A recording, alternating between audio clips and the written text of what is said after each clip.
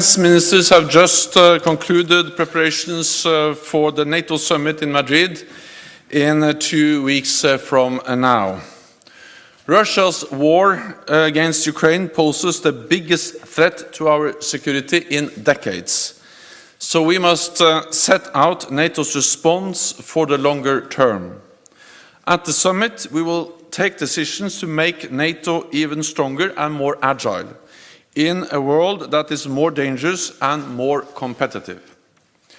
I'm confident that the Madrid summit will be a transformative summit with important decisions, not least in 5 key areas. Significantly stronger deterrence and defense, sustained support for Ukraine and other partners at risk, and I'm pleased that President Zelensky will participate in our summit. We will also decide on a new NATO strategic concept, setting out our position on Russia, on emerging challenges, and for the first time on China. And in this context, I welcome that the leaders of our Asia-Pacific partners will take part in our summit for the first time. Last but not least, better burden sharing and resourcing of our alliance, and the historic applications for membership by Finland and Sweden. At this ministerial in Brussels yesterday and today, we have made progress on many of these areas. Last night, we met with Ukrainian Defense Minister Resnikov.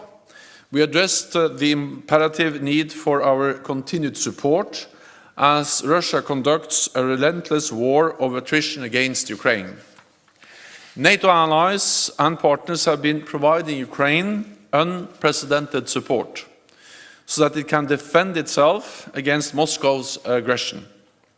Allies have announced additional assistance, including much-needed heavy weapons and long-range systems.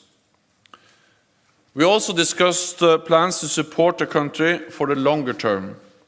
We are putting together a NATO comprehensive assistance package for Ukraine, helping Ukraine improve interoperability with NATO, transition from Soviet era to modern NATO equipment, and further strengthening security institutions.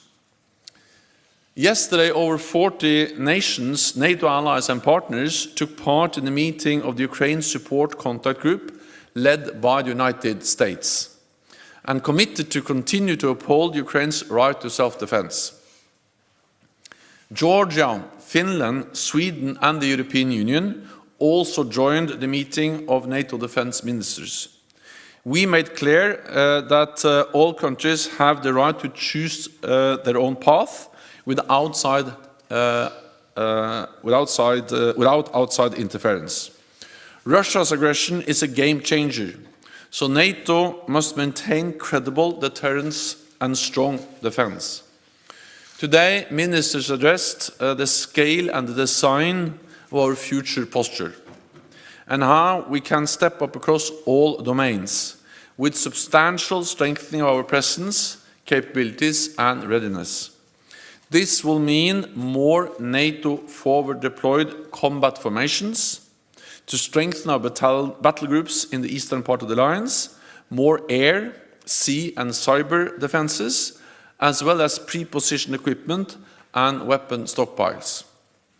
And a new force model with more forces at higher readiness and specific forces pre-assigned to the defense of specific allies, to enable much faster reinforcement.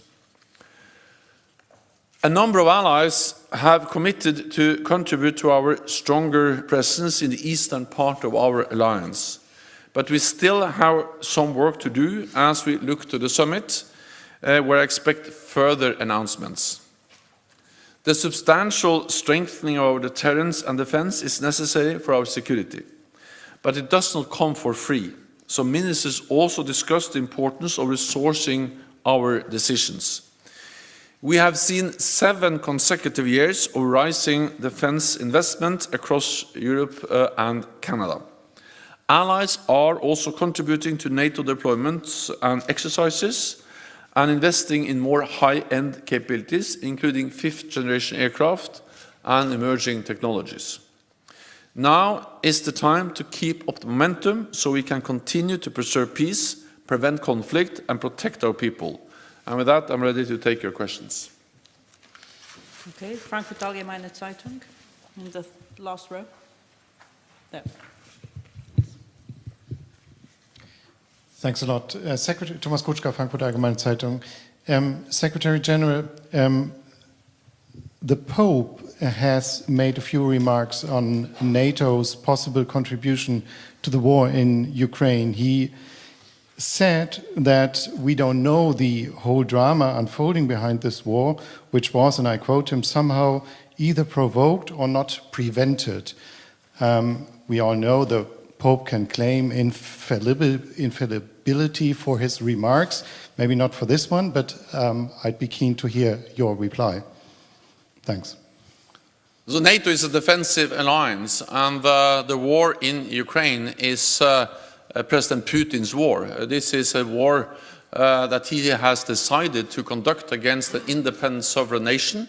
And what NATO has been doing for many years is to support a sovereign independent nation in Europe, Ukraine, train, assist, and advise, and equip the Ukrainian armed forces. That is what NATO allies and NATO have done for many years. This is not a threat to anyone. This is not a provocation. And that is what we continue to do. So it is President Putin and Moscow that is responsible for this brutal aggression against the independent country, Ukraine. Okay, we'll go to the National News Agency of Ukraine. No?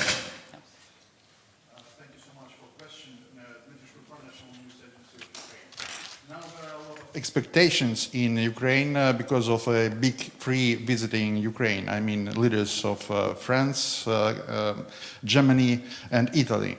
I'm just curious if they consulted NATO before coming to Kiev from the security and military point of view, and how that visit could be influencing the future cooperation in military field between the NATO and Ukraine. And a short follow-up, if I may. If Ukraine now is fighting for NATO values using the NATO weaponry, is it the right time to raise a question or consider the future membership of Ukraine in NATO? Thank you.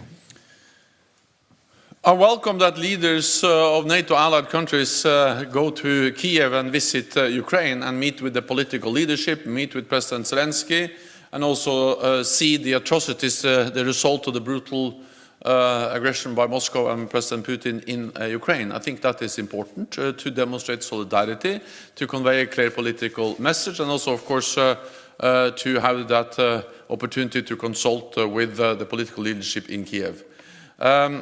We are also, of course, consulting with the political leadership in Kiev, here in Brussels, in different NATO capitals. We had the Defense Minister Resnikov participating in the meeting yesterday. And, of course, we also consult among ourselves between NATO allies, as we also did yesterday in the dinner where we had the European Union, Finland and Sweden, together with Minister Resnikov and all 30 NATO allies, discussing the way forward in our support to Ukraine. And also we had a meeting of the US-led support group here at NATO yesterday. More than 40 NATO allies and partners participated in that meeting, consulting, discussing how to sustain an unprecedented level of support to Ukraine, and also in that context welcome the announcement by the United States yesterday to further increase support, $1 billion US extra for military aid, including artillery and also long-range fires. So this is part of an ongoing process where allies are consulting and working together in many different ways to provide support to Ukraine. Our focus now is on support to Ukraine to provide military support, lethal, non-lethal support from allies and from NATO, and also on capacity building, and this help to modernize more for the longer term the defense and security institutions of Ukraine. Let me add one more thing, and that is that NATO allies have provided support to Ukraine since 2014, training tens of thousands of Ukrainian soldiers, and also helped to equip and strengthen the Ukrainian armed forces. It's first and foremost the bravery, the courage of the Ukrainian armed forces that are now able to fight back against the invading Russian forces, but the NATO support for many years is also making a huge difference on the battleground every day. Okay, we'll go to Politico.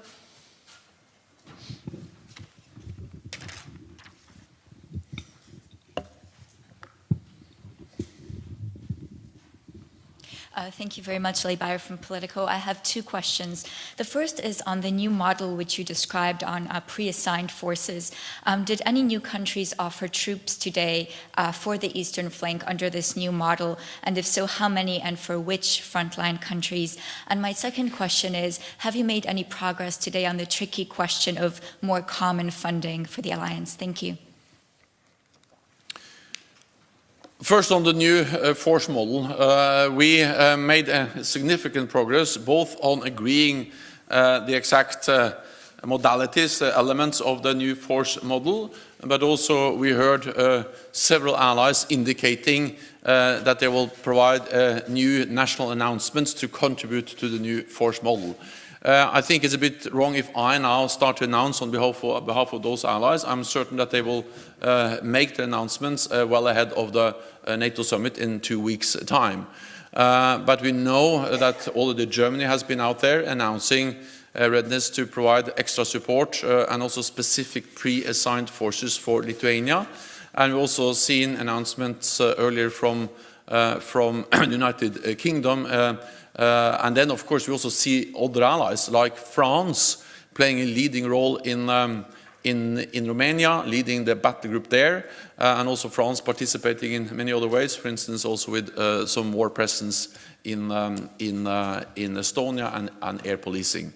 So by the summit, I'm confident that we have both agreed the force model, which is the framework, but also that we have more forces pre-assigned and delivered by NATO allies to underpin this new force model. Then on common funding, well, that's part of what we are preparing for the summit. We made a decision at the summit last year to invest more together. We have received requirements from our military commanders, and now we're working on that. And again, I'm confident that within 2 weeks, by the summit, we will have more concrete decisions. Okay. Imedi, lady here.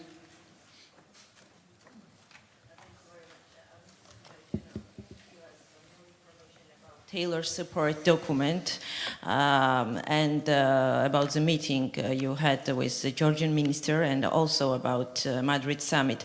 Georgia is expecting that Madrid summit will make some concrete steps and messages for Georgia with regard to the open door policy. So what is your main aim and what should Georgia expect? Thank you so much. Well, I met with the Georgian defense minister yesterday, and he also participated in the meeting yesterday evening, and we stressed, and allies and I myself underlined the importance of stepping up support, both political support and practical support, for allies that are vulnerable for Russian interference. And of course, Georgia is very much among them, because Georgia has already suffered the consequences of a military intervention from Moscow. They did so in 2008, and therefore we are now working on how we can provide more support and how we can further strengthen our partnership with Georgia. And it was a very constructive and good meeting with the Georgian defense minister, and allies also expressed the need to further step up the cooperation with our close partner, Georgia. Open door Well, as again, it's for the summit to make final decisions, but I expect that when leaders meet, they will recommit to our open door policy and also restate what we have said before since the Bucharest summit on Georgia and NATO membership. NPR, Deutsche Welle. Up here. Thank you very much, Juana. Mr. Secretary General, some of the Baltic states in particular have expressed some discomfort with this new model. The fact that the troops wouldn't actually be stationed on their own territory. They're asking for the persistent presence, boots on the ground on their territory. So if the frontline states don't feel that this makes them more secure or they're not confident, is that really fulfilling the purpose of this new model? And secondly, on the question of grain getting out of Ukraine, are you already putting time into forecasting when and whether there will be new conflicts arising over food insecurity that perhaps NATO may have to respond to in the maybe not so distant future? Thank you. So first on the new force model, I am confident that within 2 weeks at the summit we will agree a force model, and not only a model but also that allies are ready to provide the necessary forces to fill that model with content, with strength, with forces that will reassure all allies that we are delivering across the whole alliance, not only the East, on strengthening our deterrence and defense in a more dangerous and competitive world. The new force model also consists of many different elements, but when it comes to the land component, and especially in the eastern part of the alliance, we speak about mainly 3 pillars. One is increased forward presence with more combat operations. And we have already actually increased our presence. Just over the last months, we have doubled the number of battle groups in the East from 4 to 8, from the Baltic countries down to the Black Sea. And for instance, France is then in lead of the battle group in Romania, and other allies have also stepped up. Second, allies are ready to increase further the number of combat troops, combat formations, forward deployed, including with more command and control, which is essential to be able to organize, facilitate reinforcements. The other main, so this is partly more forward presence. The second element is more forward pre-positioned equipment, because what often takes time is to move heavy stuff, is to move the armored vehicles, is to move the ammunition, is to move the supplies. So if you have more that pre-supplied or pre-stocks, also forward deployments, then pre-positioned, then of course it's much easier and faster to reinforce when needed. And then the third element is then pre-assigned troops, forces that will train in that specific territory where they have a responsibility. So there are, in that way, 3 elements. More forward presence, more forward pre-positioned equipment, and pre-assigned forces with the responsibility for a specific territory. So not all of the troops or forces will be deployed forward, but parts of them will be forward deployed and parts of them will be in the home country, but ready to move quickly if needed. So this is the thinking, and then there, of course, there are many other elements on cyber, on air, naval, air defenses, enablers, and many other components. But altogether, this will mean a significant strengthening of our deterrence and defense posture across the whole alliance. And food insecurity? Well, that's a serious concern, and of course, it just demonstrates the brutality of the Russian war against Ukraine, because this has global consequences, global ramifications, not least on food prices. And of course, we need to follow very closely the security consequences of that. But first and foremost, it will be cause even more suffering from people, for people all around the world, and especially in the developing world and in Africa and other places. So this is just adds to the concern. It adds to the need to end this war and that Putin stops this senseless fighting. And I also welcome efforts by allies to try to find ways to get grain out of Ukraine in different ways. And I also spoke with President Erdogan yesterday, and I commend actually the efforts by Turkey and President Erdogan to try to find a solution to get grain out of Ukraine and to do something with the serious increase in food prices we see taking place as a result of Russia's invasion of Ukraine. Vegan. Thank you.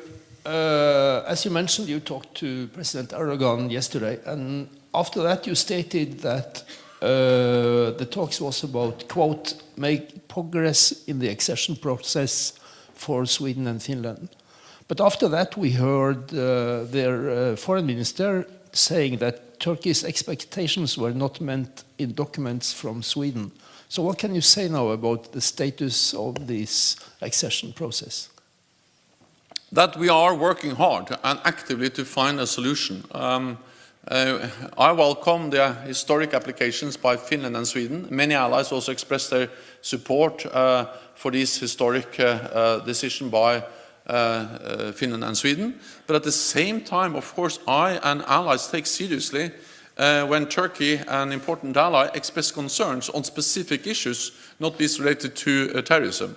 And therefore we address those concerns. So we look into how we can address them in a way that enables Turkey to say yes and to accept Finland and Sweden as new members of our alliance. And I think it's important to underline that Turkey is also in favor of NATO's open door policy, and all allies see the value of the NATO enlargement that has taken place over now many years. But there are some specific issues, and we have been consulting with Ankara, our close ally, with Finland and Sweden. I went to Finland and Sweden on Sunday and Monday, met with the President of Finland, the Prime Minister of Sweden, and also I'm in regular contact with President Erdogan, and my staff is also engaging in these issues. My chief of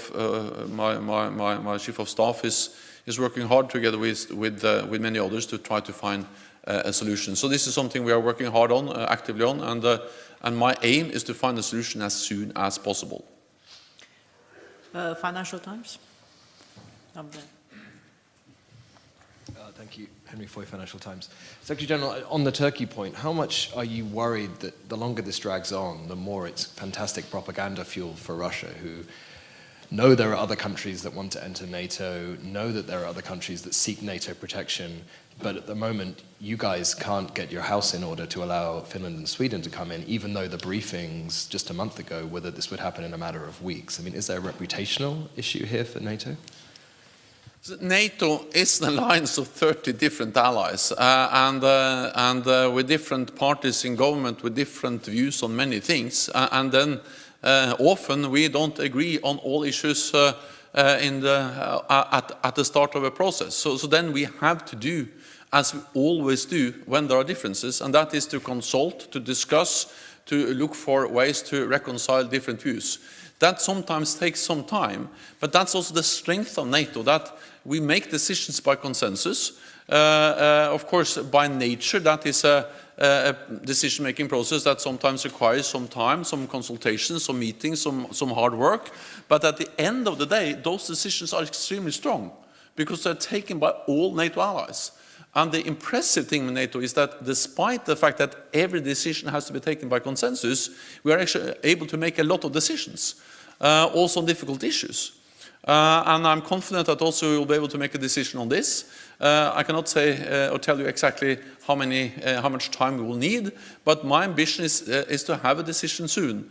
And then that's what we are working for. And then, of course, when several allies have to agree, and also now agree with 2 applicant nations, nations applying for membership, I cannot tell you when we're able to find an agreement, but we continue to work hard to try to find an agreement. So, on the NATO reputation, I think that the reputation of NATO is that actually we are able to make decisions, also when it requires consensus, which is the way we make decisions in our lines. Okay, we're going to answer. Hi, thank you for the floor. Let me go back for a second on the visit of the three leaders in Kiev today, because this is the core of the European Union and is also the core of NATO in Europe, or at least continental Europe.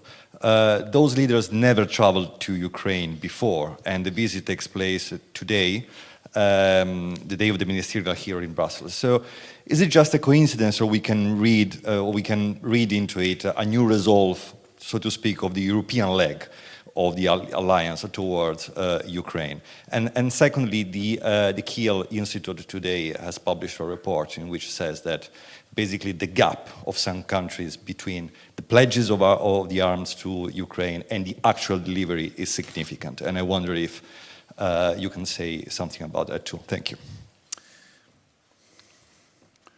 On the last question, we have our military, there's a very substantive work of military commanders of all allies and partners involved to get equipment over to Ukraine as fast as possible. That's a huge logistical undertaking, and we were, for instance, briefed by Todd Walters, who is the US commander in Europe, but he's also the NATO commander, the SACEUR, and he briefed us on these efforts and how EUCOM, or the US command in Europe, is working with other countries to ensure that we get the support over as quickly as possible. There is no doubt, and that was also confirmed and clearly stated by Minister Resnikov, that an enormous amount of equipment, ammunition, weapons have already arrived in Ukraine. But of course there are bottlenecks, there are challenges, and there also are some requirements, for instance, for training, for spare parts to be delivered together with the specific weapons. So we are addressing these challenges as a 24/7, and there is an impressive effort by allies on making sure not only to make the right decisions and announcements, but actually turn those announcements into reality on the ground. And we have seen a lot already, but we are working hard to get even more over as soon as quickly as possible. And I would like to commend all those people working hard to make that happen. Then of course, I welcome that President Macron and Chancellor Scholz and also Prime Minister Draghi are in Kiev. That's a message of solidarity. But in many ways, of course, this message has already been sent by these countries, because all of these countries are and have provided for a long time significant support to Ukraine. And I would also like to commend the European Union for the decisions they have made on sanctions, on financing delivery of weapons, and I think this really demonstrates how the European Union, how NATO are working in tandem, how we support each other's efforts, and how NATO allies and partners are really making an effort to provide support to Ukraine, and this visit is part of that message. Thank you very much. That's unfortunately all we have time for, but hopefully see many of you in Madrid in a couple of weeks from now. Thank you. Thank you.